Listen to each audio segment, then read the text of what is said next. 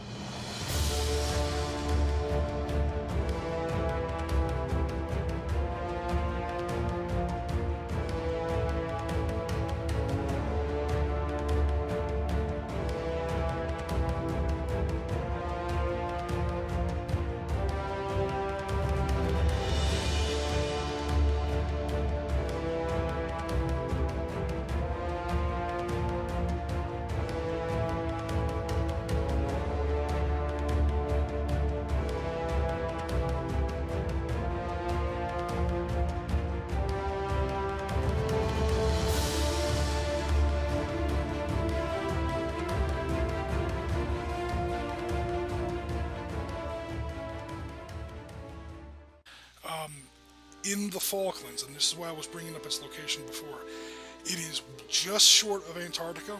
It is colder than hell down here. There is no vegetation on these islands. There is no cover. You see rocks, you see hills, and not even really any buildings, because no one really lives down here. There's nothing down here as far as cover goes. Anything you do militarily on the Falklands, you have to do it at night. And if you don't, you get things like Goose Green and the Galahad. You get major disasters because there's no cover. The Argentinians see you coming from 6 miles away. They open fire at 3 miles, and you're taking casualties at 2 miles, and you still have 2 miles to go. It's not a good idea. This is all brought up at length again because we're going to be doing some night battles today. We're going to be experimenting with some night combat. So this is a little bit of a zoom in for later on in the conflict. This is again when 3rd Commando Brigade. This is commanded by Julian Thompson.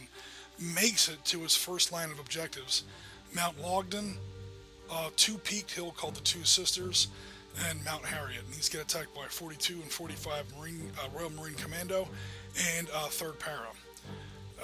These are the guys that did not get into action at Goose Green, so this is their first chance to really try something out here at Mount Longdon. They're going to be up against a company of the 7th Regiment of Infantry of the Argentinians. So from an Osprey book I have on the subject, this is a super zoom-in of the Battle of Mount Longdon. B Company of 3rd Para, sorry about that. And they're pretty much going to be attacking along the southwest slope of Mount Longdon. We're not going to be doing the whole attack on Mount Longdon, but that blue rectangle is the approximate size of our game board today. Obviously, Valor Victory. Our total force is going to be about 60 to 80 men per side. Our battlefield is going to be 300 by 200 meters or so. It's not that big of a battlefield. Infantry combat, especially at night, is very small, very short-ranged. So that finally brings us to our map for today's game. That is a very open map. Wow. Yeah. Again, if you look at any maps, I'm sorry, not maps, you look at any photos of the Falklands, you're going to see some very long fields of fire. All the combat has to take place at night. So we're going to be experimenting with some night fighting rules here. So we're looking obviously at a small section of the southwestern slope of Mount Longdon. This is the low part of the map. Okay, and then as we go up these sort of staircases here, like wiggly staircases, we're looking at higher and higher levels. Again, this is just a small pizza slice, so to speak, of a much larger terrain feature. There isn't a single leaf of vegetation on this map, except for some tall grass. There's nothing. What we do see, however, are this folded quartzite. Anywhere you look in the Falklands, you see these folded outcroppings of this old quartzite rock. These are going to block lines of sight, and they're going to count as light buildings. They block line of sight, and you have to be you're hidden while you're inside them, and you get +2 to your defense. Really, the only way to take those is usually by assault. So the British are going to start off in this western half of the table here. Again, they're attacking out of the southwest. There are 5 objectives on the map, and they have to take at least 3 of them. We're looking at the British. They're officers named after British historians. So we have Fletcher, Chandler, Holmes, and of course John Keegan is our commander. Yeah, I mean, we have Fletcher. Yep, Fletcher. We have a tank muppet, as Jen calls him. We have our medics. You know, the usual drill. FN armed commandos.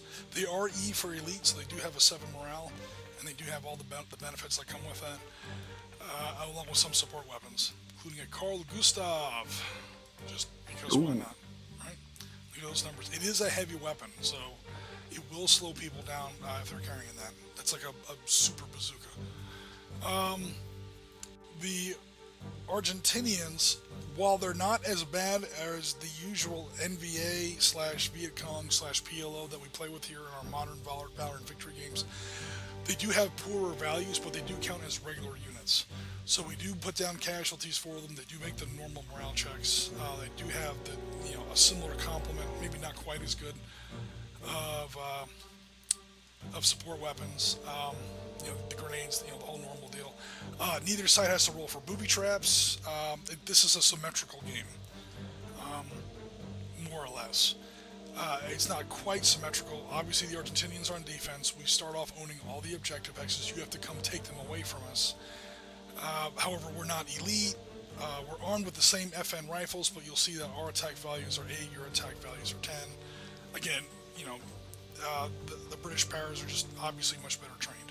The British also have 5 off-board mortar missions, and these are going to be really important, even more important than usual. You can use mortars to drop flares. Flares will illuminate a hex and all the hexes around it, and once a hex is illuminated, it can be engaged free and clear of our night fighting rules. Pretty much you can see it because it's under illumination. Flares are pretty much going to work like smoke screens in Valor and Victory, but in reverse. So whereas, in Valor and Victory, the normal rule is everything is open because it's daylight, you can drop a smoke screen, and a smoke screen is going to obscure a hex, and the hexes around it potentially, for up to 2 turns. A flare completely flips that whole dynamic on its head. Everything starts off in darkness, and you can drop in a flare, and a flare will illuminate the hex it lands on, plus all surrounding hexes. Okay, we have rules for night fighting. I wrote these about 20 minutes ago, so bear with me. So our night fight, actually 20 minutes ago we were already streaming. Okay, I wrote these 40 minutes ago. So night fighting, we have, obviously for battles at night, assuming nobody has starlight scopes, night vision goggles, things like that. Okay, which is the case here. There were some night vision sniper scopes the British were using, but these were very, very early, and I think there were like 2 of them in the whole war. So basically no, but if you look it up in Wikipedia, you will find references to it. So rivet counters, relax. You can say that about anything. Yeah. Again, I assumed I was playing the Argentinians, so I already have the Argentinians set up in defense. Again, this is B Company, 7th Infantry. We're going to do our best here to try and slow the British down. The usual 6 turns for a Valor and Victory game. Okay, here we go. Things are screened by the contours of the terrain. So then we go to Argentinian defensive fire phase. Argentinian defensive fire phase. Mortar section, back here, we do have 1 battery of, or not one literally on-board mortar. I do have line of sight on the hex. Here, dropping a flare right there. Oh. Argentinian flare has been dropped. Snap, crackle, pop. Yeah, I can't see you yet because again, it only illuminates its hex and the hexes around it. But I'm going to see what you're going to do. It's going to stop me doing what I wanted to do. So. With your assault movement. Yeah, there you go. Yep. Come into my light. Step into the light.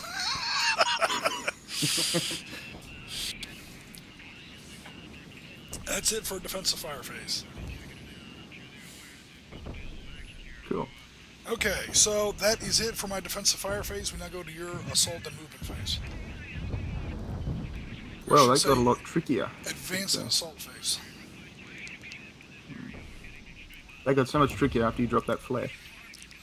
Okay, that's it for Argentinian command phase, unless I want to divide anybody, which I think I might. I'll take that full squad and divide it in two. Yep. Where else are some of my half squads? Dude, why do I only get one? I want two. My Argentinians are deserting already. Guys, we haven't even really started the battle yet. I mean, I know how the history went, but come on. Give it a chance.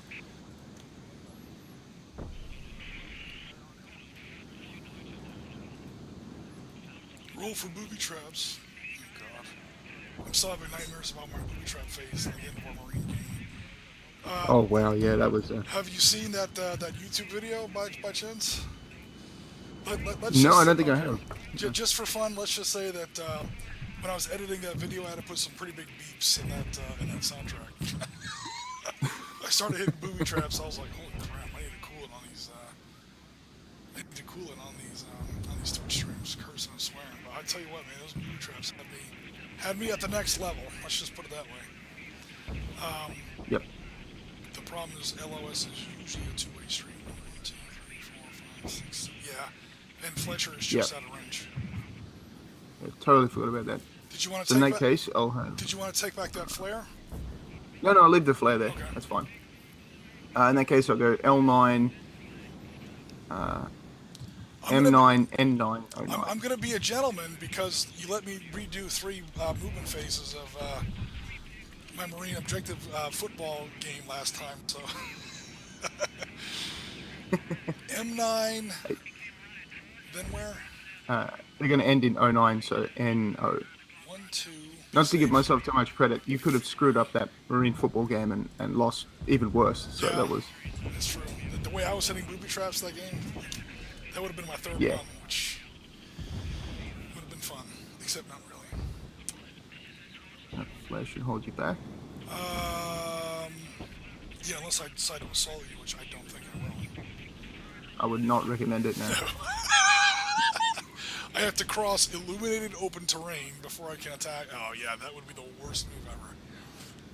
Yeah, I think you're pretty much safe there. Okay, so I'll have J10, Yep. I'll have Fletcher.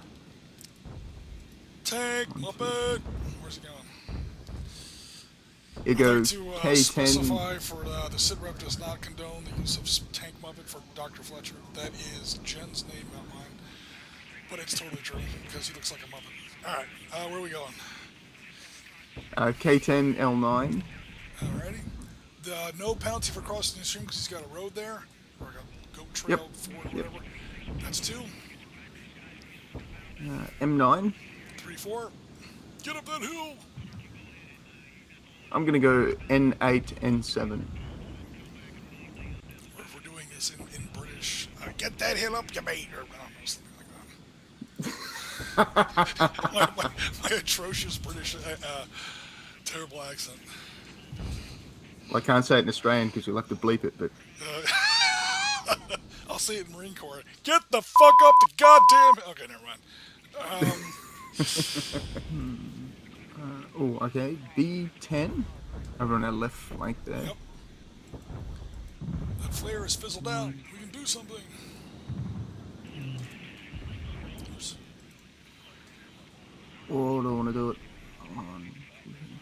Yeah, screw it. I'm going to do it. They're going to go B9, B8. 1, 2, 3, 4, because he's going up a hill and into rocks. Yep. Yeah, C8, C7. Oh, we're going all the way. He who dares wins. I got to do it. Opportunity fire. Check. Fortunately, there's not a whole lot in there. Cortazar, Lieutenant Cortazar. I'm probably not pronouncing that right. I live in South Florida. I should speak Spanish by now, but I don't. My little bundle of chili Argentinians. Not Chileans, chili Argentinians. Say that 10 times fast. What are we going to do? We are going to pop loose. Okay, once you enter Hex Charlie 7, you are now illuminated, quote unquote. You are also using Opportunity Fire in an open Hex. So I get -2. -1 for my officer means -3. 10 at -3. Okay, here is the 10. We are subtracting 3 from this die roll. We are turning on Mr. Webcam, and we're rolling snake eyes. That's why We're looking for a sniper. I'm calling it. Oof, a 9. That's not so good. That becomes a 7. That is 1 casualty point, man. You got away with that shit. Ooh. You got away with that. You should have dropped half a platoon on that move, but 1 casualty point. Okay, that'll be a You're pinning a half squad? pin. Yeah, I'll pin a half squad. Pin a half squad that's not carrying the extra. Whoops. That's not carrying the extra L7. Okay. So that's it for that movement, and he's now taking his opportunity fire. I am sorry to say.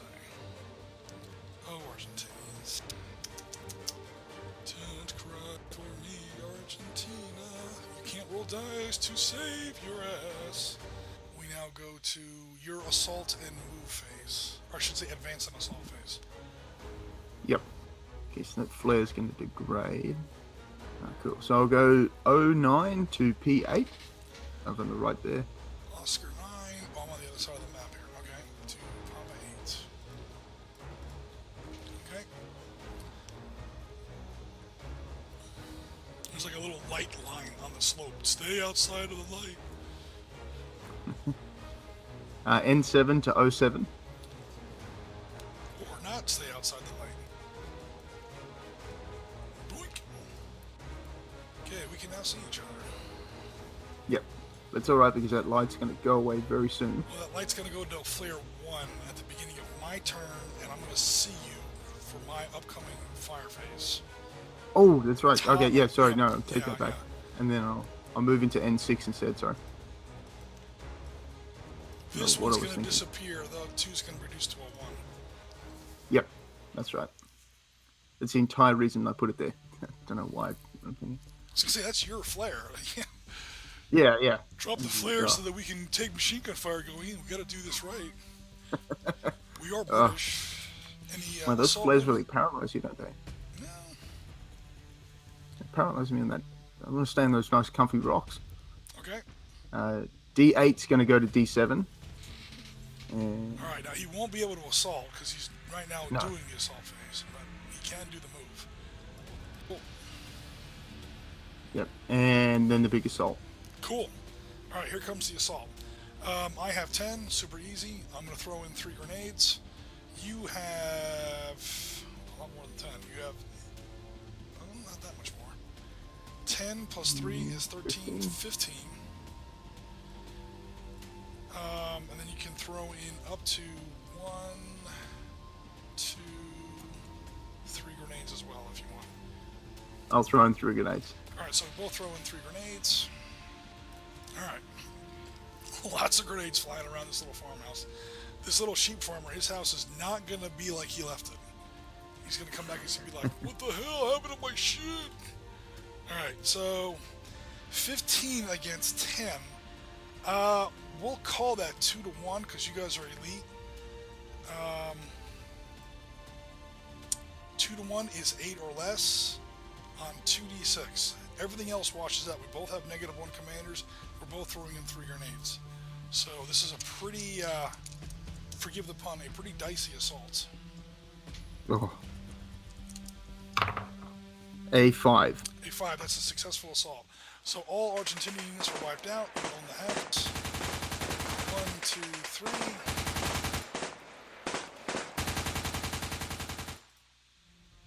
And we'll replace with 3 Argentinian casualty markers that do not affect stacking. Okay, now there was 1, 2, 3 infantry units in there, and you had a +2 building, a light building. Like I said, 1, 2, and then there were 3 Argentinian infantry units in there. That's 5 casualty points you got to pay for that assault. That'll be 2 pinned and a dead half squad. Alrighty, so a dead half squad. Pinned the guy that was carrying the L7, and the officer is now also pinned as well. Cool. That is a British casualty. But if you can stabilize an Argentinian casualty, he counts as a prisoner. Okay. And that is this guy pinned down, and that is 1, 2, 3, 4, 5, 6 grenades. it's toast. That building is probably also a little worse for wear. And No windows anymore. oh god, 6 grenades. Plus, there's like 15 Royal Paras, stomping around in there. They got mud all over their boots. So that's very, very discourteous. Plus, the Argentinians probably were smoking in the kitchen like Mom says not to. Okay, so all that silliness aside, we're now in the after-action phase. We can try to let's see. We're going to try to rally your guys, and we'll check for bleed out on those casualties. We'll try and rally the lieutenant first. Lieutenant rallies on a 7 or less because he's elite. A 9. He does not rally. Next, half squad underneath him with the GPMG. Again, 7 or less. A 4. He does rally. Bleeding officers never have their shit together. Alright, he's rallied. I love the sort of Texas Yardie accent that you've got there, Gene. Okay. A Texas Yardie? That's a terrible combination. Alright. We have this guy out here in the yard. 10. Nope. Okay. Turning on Mr. Webcam. I'll check my 3 Argentinian conscripts. 2 of them have bled out. Ooh. That's what happens when you throw 6 grenades into a tiny building. Yeah. Okay, and now roll 1d6 for your casualty, since no one can evacuate him this turn. A 3. Cool. He is okay for now. Alright, I think that concludes the turn. Or that concludes the British part of the turn. Phase. These guys are illuminated. I have an officer with line of sight. I am going to call in a non-flare mortar mission from my onboard mortar at -2 onto that hex. Yep. So it's -2 for your rocks, +2 for my commander. Comes out in the wash. It's only 6 points. You never know. Get lucky. No subtractions. Do you have to scatter that mortar? No, I do not have to scatter the mortar because it's an onboard mission. I have direct line of Oh, sight. cool. I don't mind. I don't mind at Yep, all. that's okay. And now we get to bring on Mr. British Para Sniper. I'm very unhappy about that. Here's the really bad news. Because of the unit that actually created it, he has to start off within line of sight of the unit that rolled 12. So he has to start off way the hell back here somewhere. He has to start off undercover, and he has to start off within 6 hexes of the unit that did the shooting. Okay, so I'll go P1.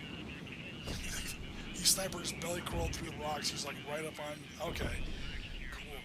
Now roll a single d6, subtract 0 because I have 0 cover in that hex. Completely immune.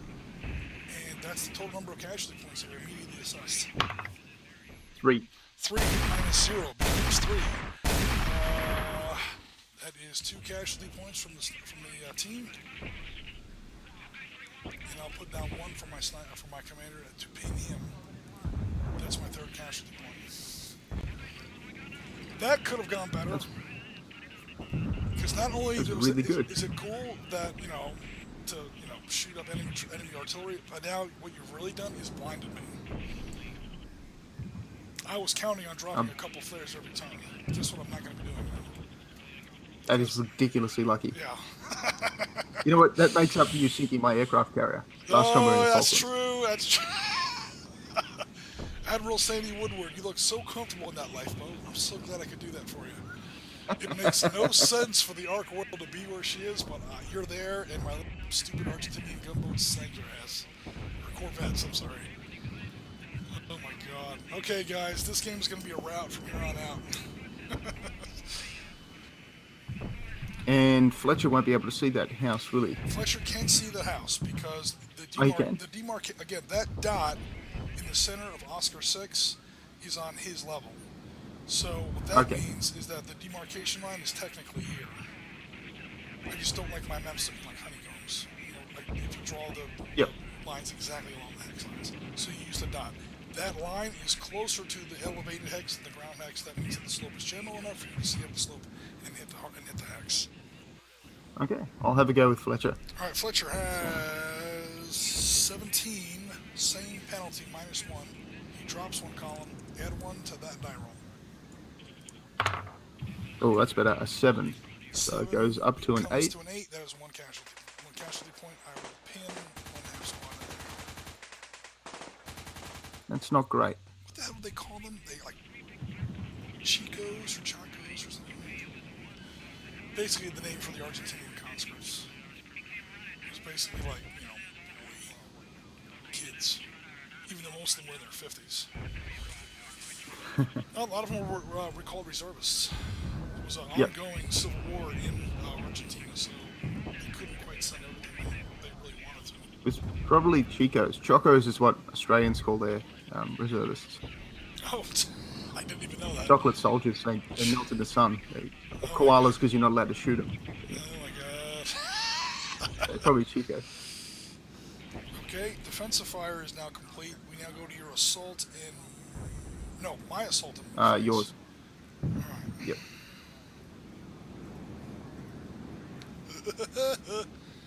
We ducked out of there just long enough to get out of the flare. How cheesy was that? Alright, and that's going to be it for my assault, and actually, what else is going to happen? Just because we fired and somebody might have seen us, we're just going to go ahead and fall back on X. What I will try and do now is rally some of my, try to rally this one fire team of reservists over here in Papa 3. Sorry, that's Papa 5. Yep. 6 or less because he has no officer in there, and he's, you know, not elite. 4, he's rallying. Damn you!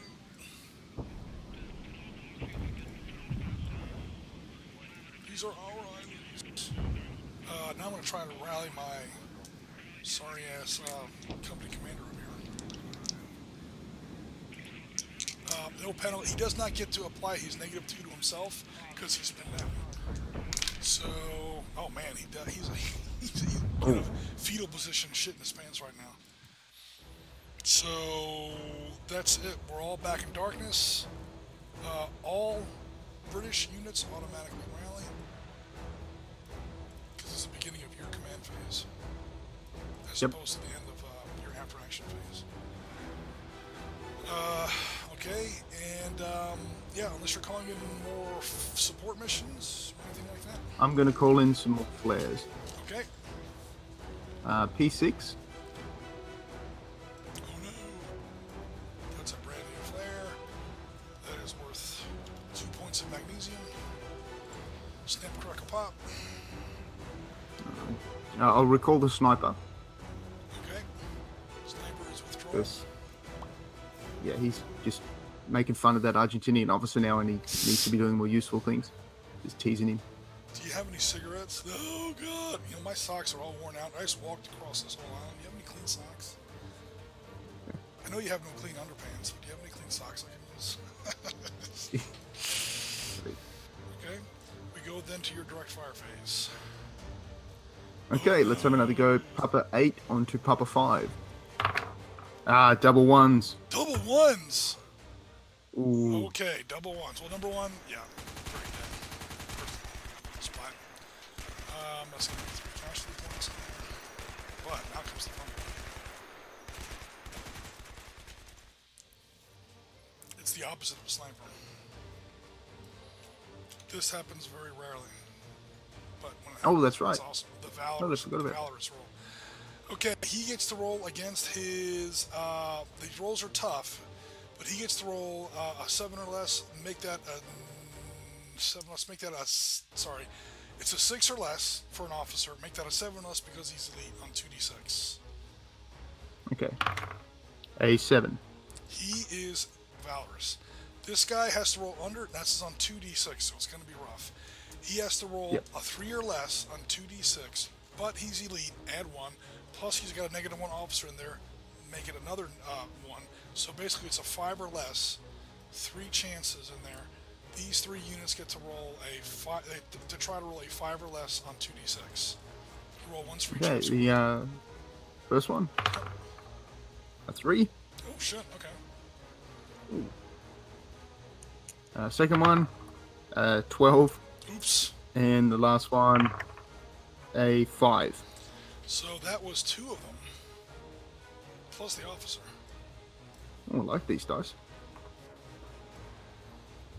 These guys are now monsters. They always get to add 1 to a firepower check, anti-personnel firepower check. So he's now worth 6 instead of 5. The officer is now worth 3 instead of 2. They double in close assaults. He's now worth 10. He's now worth 10 in close assaults. They get to absorb the first firepower. They get to absorb the first casualty, like right in the chin. Their face just absorbs it because they're that badass. Basically, you got a whole bunch of, I don't know who the British Rambo is. You know what you got? You got a whole bunch of Jason Stathams here in these X's. It's on now. Oh, wow. That's that whole unit right there. And he's got a machine gun in there. Yeah, that's a scary hex now. Holy crap. Cool.